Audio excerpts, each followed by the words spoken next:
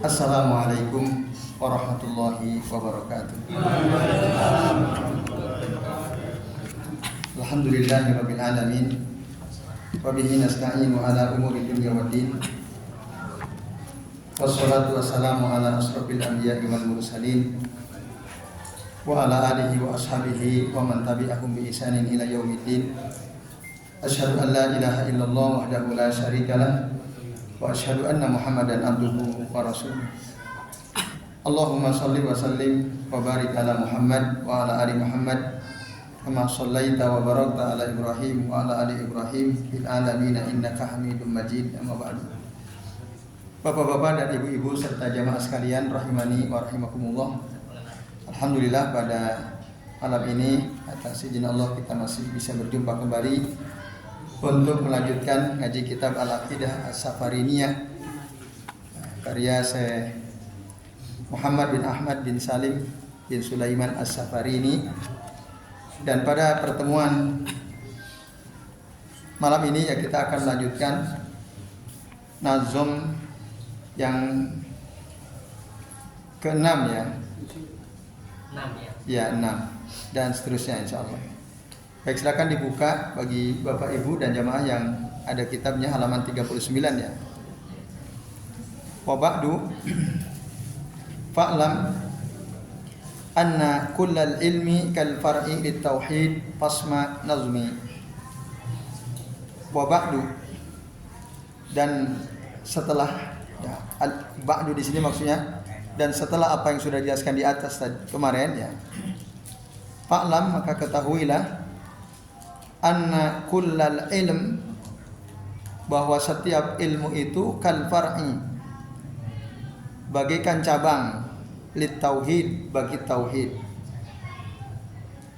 Jadi yang pokok itu ilmu tauhid, selain ilmu tauhid itu ilmu cabang. Ilmu-ilmu syariat selain ilmu tauhid seperti ilmu apa? Ilmu tafsir, ilmu hadis, ilmu fikih, ilmu faraid ya, ilmu tentang sirah, sejarah dan seterusnya, itu adalah cabang kal far'i lit tauhid, bagi tauhid. Jadi yang pokok itu adalah tauhid. Fasma nazmi, maka dengarkanlah nazum fi ini. Nah, beliau akan memulai menjelaskan tentang tauhid ya. Bapak-bapak dan ibu-ibu serta jamaah sekalian rahimani wa rahimakumullah ya.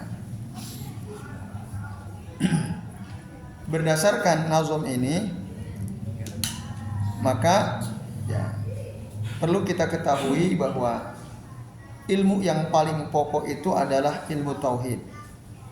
Ilmu tauhid huwa al-asl. Dialah yang pokok. Wa huwal asas. Ilmu tauhid inilah pondasi ya. Wa ma ba'dahu minal ilmi syar'i fa innahu mabniun alaihi wa far'un alaihi.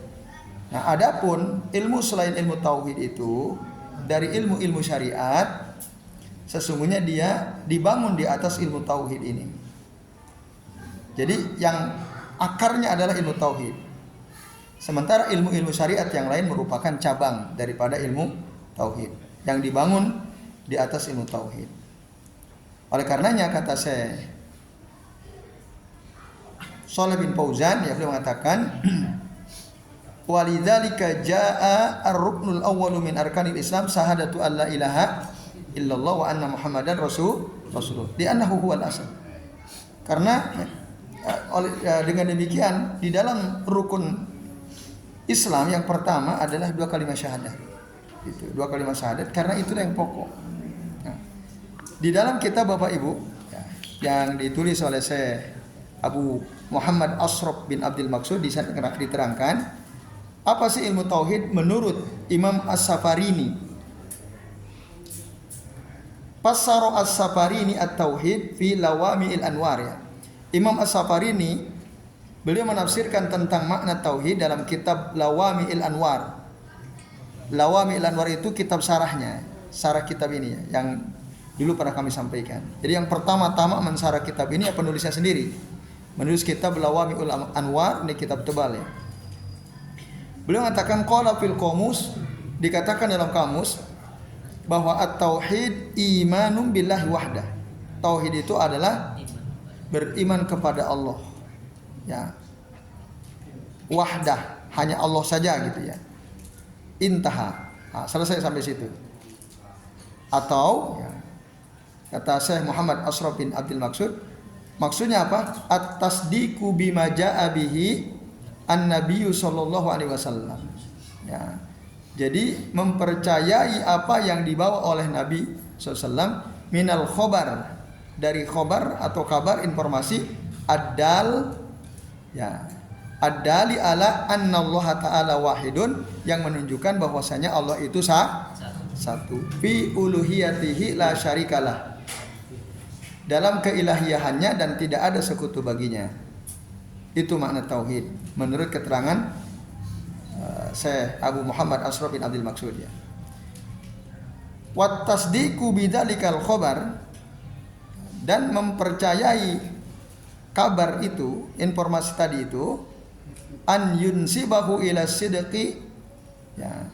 Tadi disebutkan kepada sidq itu kebenaran, wa mutabaqatu alwaqi'i bil qalbi wal lisani ma'an, dan adanya kesesuaian ya antara hati dan lisan secara faktual ya, bersama-sama. Hati meyakini, lisan juga mengucapkan seperti apa yang diyakinilah hatinya. Nah, itulah tauhid ya. Jadi yang dimaksud tauhid di sini tauhid syar'i ya, yaitu ifrad al-ma'budi bil ibadati, mengesahkan zat yang disembah dalam peribadatan, ma'a i'tiqadi wihdatihi zatan wa sifatan wa af'alan. Bersamaan dengan itu kita meyakini keesaannya baik secara zat, baik secara sifat maupun secara perbuatan. Allah itu Maha Esa gitu. Enggak ada yang nyamai Allah. Zatnya tidak ada yang sama dengan Allah. Sifatnya tidak ada yang sama dengan Allah. Perbuatannya pun tidak ada yang sama dengan Allah. Walaupun mungkin namanya sama gitu ya. Kalau zatnya jelas ya. Zat Allah punya zat, kita punya zat. Ya zat kita ya ini, beleger kita ini. Jelas beda dengan Allah. Sifat mungkin bisa sama. Ya. Kita punya sifat penyayang. Punya enggak manusia punya sifat penyayang enggak? Punya. Boro-boro kita, hewan aja punya kan? Nah, sifat penyayang disebut apa dalam bahasa Arab? Rahim kan? Nah, Rahim. Allah punya sifat Rahim, rahmah ya. Samakah sifat kasih sayang kita dengan Allah? Jelas beda, tidak sama. Jauh gitu. Nah, itu enggak sama. Sama namanya mungkin sama sifatnya, tapi Allah itu esa dalam segala sifatnya. Tidak akan ada yang menyamai, sama sekali tidak. Manusia bisa nggak punya sifat ilm, mengetahui? Bisa kan? Tapi ilmu kita, ilmu makhluk dengan ilmu Allah sama atau tidak? Jelas beda, jauh sekali. Nah ini Bapak Ibu sekalian ya. Jadi sifat kita ini terbatas. Nah, kalau ada orang ya, mukul kita, lalu ngomongin menjelek-jelekan kita, kita akan sayangi dia atau tidak? Kita sayang sama dia. Berani ngomong kurang ajar sama kita, akan ada nggak kasih sayang dalam diri kita kepada dia? Enggak. Tapi kalau Allah, ada orang kurang ajar sama Allah, tapi Allah sayang nggak sama dia? Tetap disayangi gitu, dikasih rezeki dan seterusnya. Nah itu maka beda. Dari situ aja beda.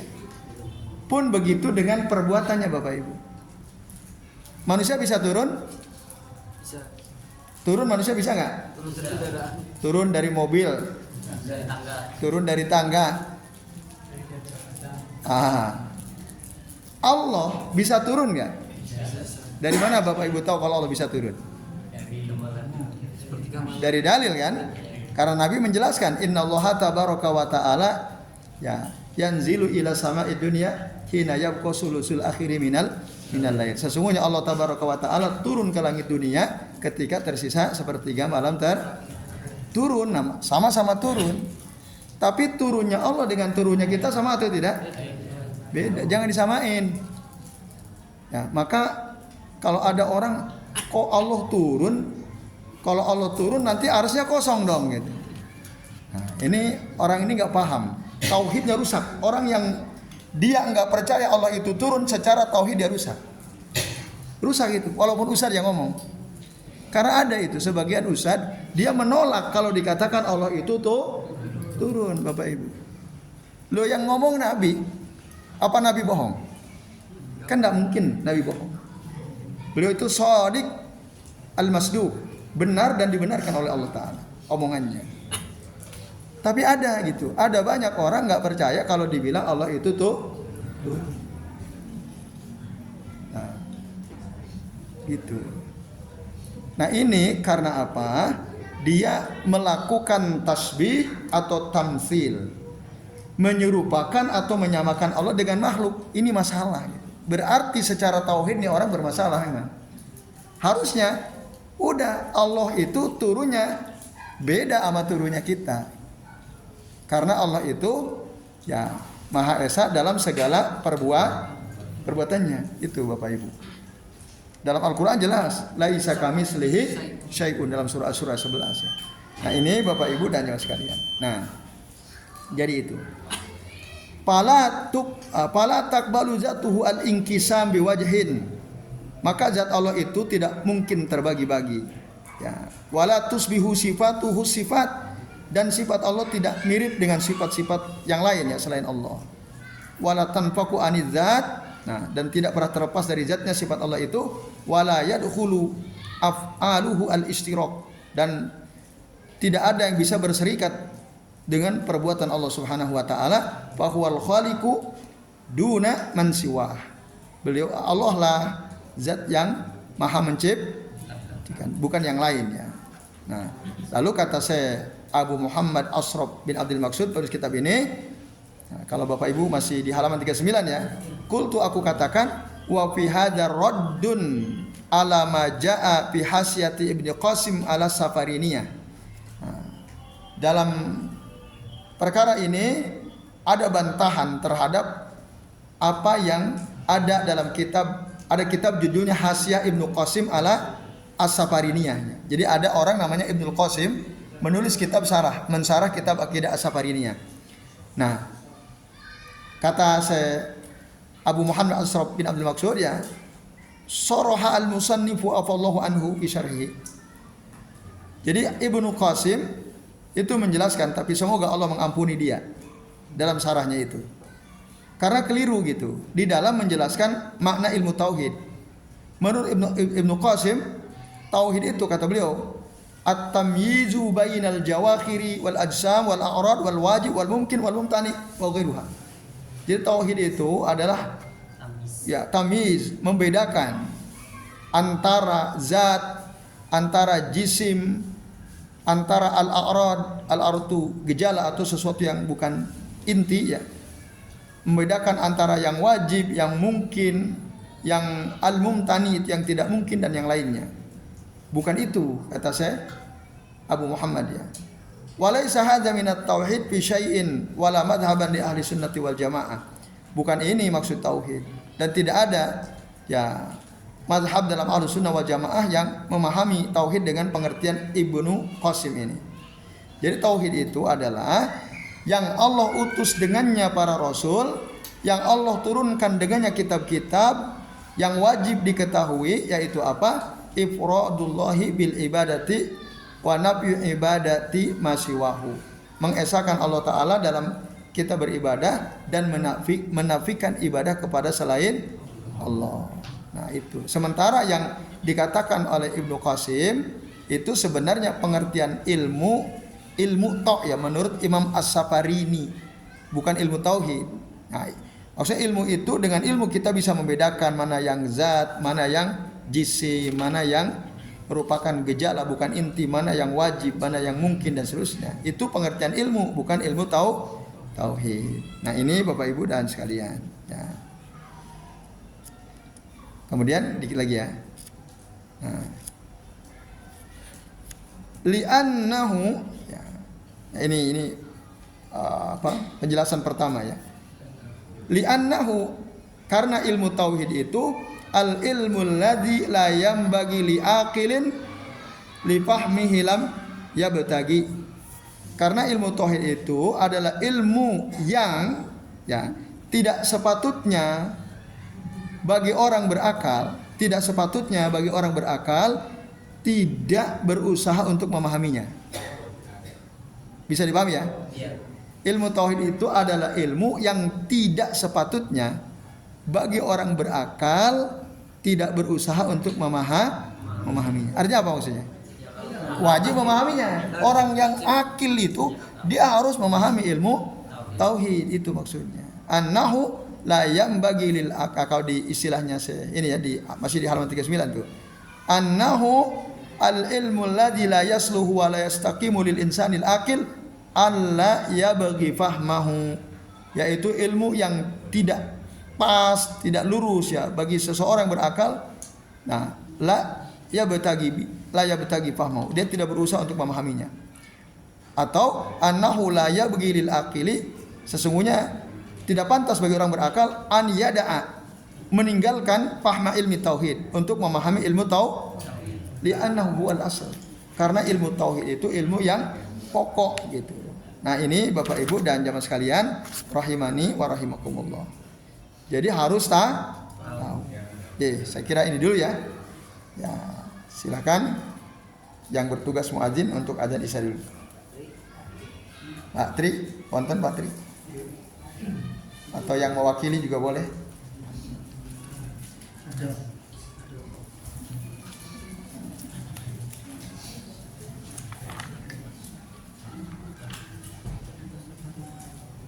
Allahu Akbar, Allahu Akbar, Allahu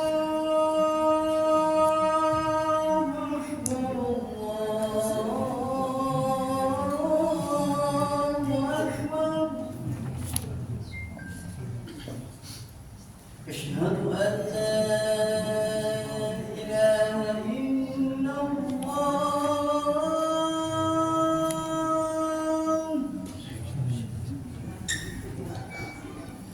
أشهد أن لا إله إلا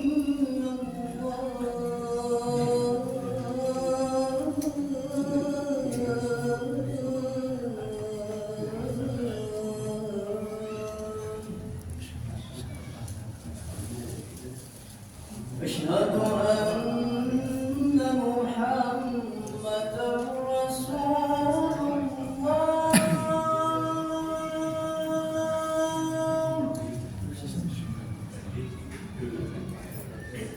أشهد أن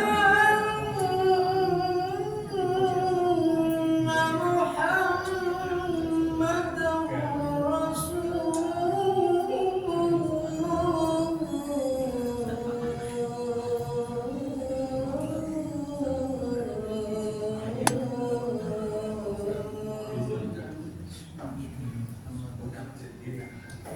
حي على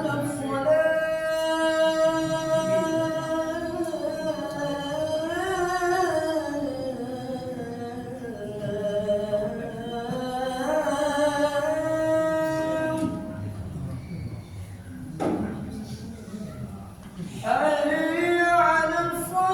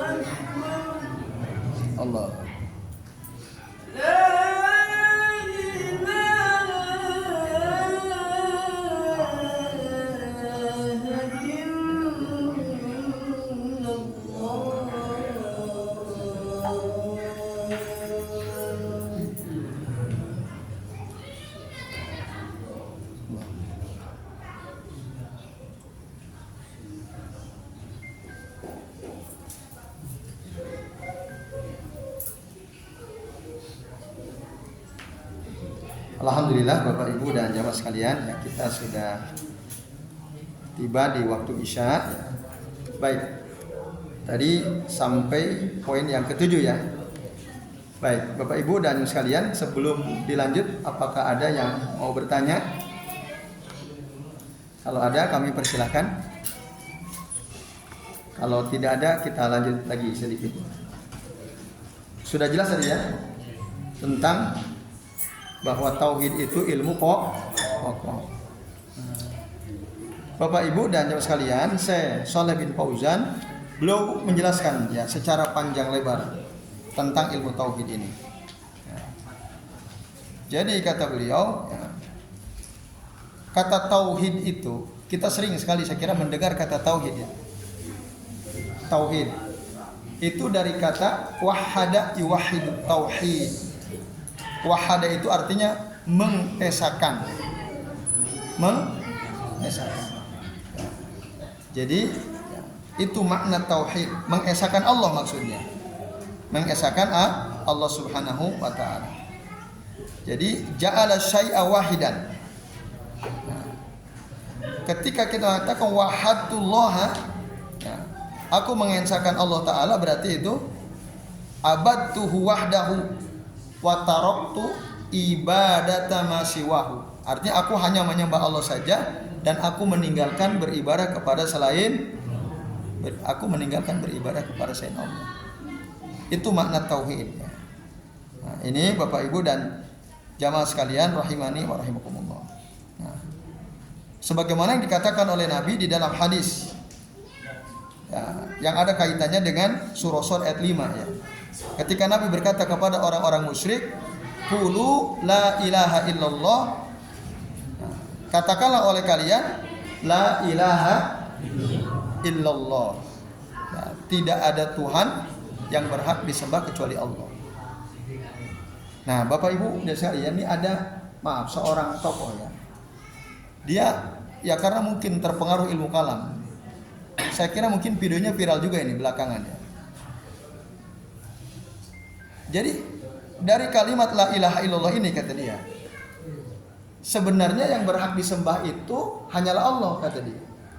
Makanya orang yang menyembah patung, orang yang menyembah pohon, orang yang menyembah berhala, atau orang menyembah apapun sejatinya kata dia itu menyembah Allah kata dia. Wah ini ngaco ini. Wih ini kacau balau ini. Itu yang ngomong Ustaz itu. Kalau saya sebut namanya ibu bapak pasti kenal. Tapi cari sendiri aja ya. Atau kalau mau nanya nanti secara pribadi aja. Itu. Japri boleh. Jadi ngaco nih orang. Terkenal orangnya, sudah doktor. Jadi sesungguhnya orang nyembah apapun dia nyembah Allah. Karena kalimat ini, kalimat la ilaha illallah. Nah, ini bahaya sekali ya, mencampur adukan yang hak dan yang batil. Mana bisa orang menyembah patung kok dia menyembah Allah, kan nggak mungkin. Nah, makanya kita harus paham tauhid gitu. Lah, kalau kita paham tauhid artinya mengesahkan Allah. Kita tidak menyembah apapun, tidak menyembah siapapun kecuali Allah. Makanya ketika Rasul nyuruh kepada orang-orang musyrik, qulu la ilaha illallah, apa kata mereka? Qalu aja'ala al-alihata ilaha wahida? Apakah Muhammad mau menjadikan Tuhan-Tuhan menjadi hanya satu Tuhan saja? Nah, ini. Itu perkataan orang musyrik. Enggak mau mereka mentauhidkan Allah, enggak mau. Maka mereka ngomong begitu, aja'ala al-alihata ilaha wahida. Nah, jadi sekalian, tauhid itu artinya mengesahkan Allah dalam kita beriman kepadanya. Nah, mengesahkan Allah dalam setiap ibadah kita kepada Allah Azza wa Jalla. Dan yang terakhir, seperti yang sudah sebagian kita ketahui ya. Saya katakan sebagian, barangkali ada yang belum tahu gitu ya. Bahwa para ulama membagi tauhid itu kepada berapa? 3 ya. Apa yang pertama? Tauhid rububiyah, yang kedua tauhid uluhiyah, yang ketiga tauhid asma was sifat. Maksudnya secara ringkas ya, tauhid rububiyah itu artinya apa? Kita mengesahkan Allah Ta'ala dalam setiap perbuatannya. Apa perbuatan Allah?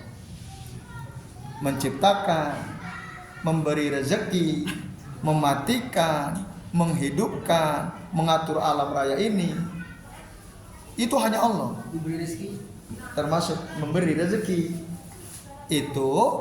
Nah, ketika kita meyakini dalam hati yang ngasih rezeki itu Allah, nah berarti kita sedang apa? Sedang mengesahkan Allah Ta'ala dari sisi rububiyah. Itu namanya tauhid rububiyah. Yang ngatur apapun yang terjadi di alam raya ini adalah itu tauhid rububiyah. Nah, tapi sering ada nggak orang yang secara tauhid rububiyah itu bermasalah? Banyak. Gitu kan. Tapi orang kafir kalau ditanya, orang musyrik, siapa yang menciptakan langit dan bumi? Allah. Tahu, yang gede-gede mereka tahu. Allah, mereka bilang Allah. Tapi Bapak Ibu, ada sikap yang seringkali mungkin sebagian kita melakukan, tetapi itu menunjukkan kerusakan tauhid rububiyah dia. Apa contohnya? Saat kita kena musibah lalu kita marah-marah. Saat kita kena musibah kita marah. Apalagi sampai waktu itu keluar kata-kata kotor, melakukan tindakan membunuh, kan ada tuh. Ya, ada anak muda di mana itu? Penajam, tahu Penajam? Penajam itu daerah mana itu? Kalimantan, Pak. IKN, saya nggak tahu itu. Di Penajam. Ada anak muda seneng sama seorang perempuan, cintanya ditolak. Marah-marah itu. Akhirnya dibunuh sekeluarga. Bapaknya dibunuh, ibunya dibunuh, adik-adiknya dibunuh. Wanita yang ini baru SMA nih anak. SM ya, dibunuh juga. Akhirnya, nah ini namanya secara tauhid rububiyah nih orang nggak jalan. Kalau dia senang sama seseorang, orang nggak senang. Kalau kita paham tauhid rububiyah, gimana kira-kira sikap kita? Apa kira-kira? Ya ini bukan jodoh saya kan gitu. Selesai kan urusan, cari yang lain kan itu. Gampangnya begitu. Kalau ada orang yang kita suka, kok dia nggak suka sama kita, ngapain marah? Harusnya tidak perlu marah. Nah, memang Allah tidak menghendaki dia menerima cinta saya kan begitu. Bukan malah dia menghabisi. Akhirnya apa? Dia disiksa sama teman-teman satu sel, dibakarin pakai rokok. Rumahnya diambrukin rumahnya. Kasihan keluarganya. Nah, itu ya. Jadi kalau kita mendapatkan sesuatu yang kita tidak senang, ingat sama Allah. Qadarullah wa ma syaa fa'ala. Ini adalah takdir Allah. Apa yang Allah kehendaki pasti terjadi gitu. Nah, ini contoh ya dalam kehidupan sehari-hari.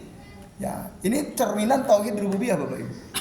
Itu. Nah, maka tauhid rububiyah itu ya penting.